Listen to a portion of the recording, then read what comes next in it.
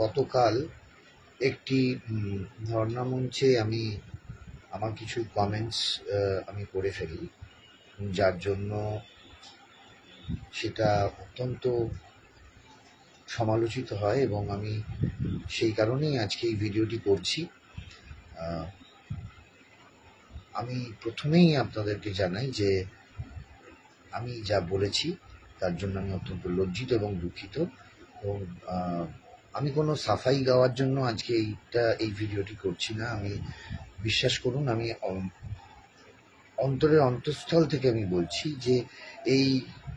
18টা দিন আমারও একটি সত্যি আমারও বাড়িতে মা আছেন, মা ছিলেন, আমার স্ত্রী আছেন, আমার সন্তান আছে, এবং আমি সত্যি কথা বলছি যে আমার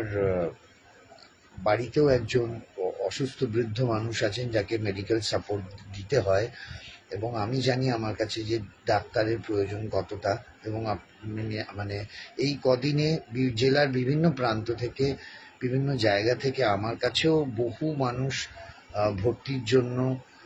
হসপিটালে চিকিৎসার জন্য যেরকম আমার কাছে আসেন, সেই রেকমেন্ডেশনের জন্য আসেন এবং আমি রেকমেন্ড করি। এবং আমি সত্যি কথা বলছি যে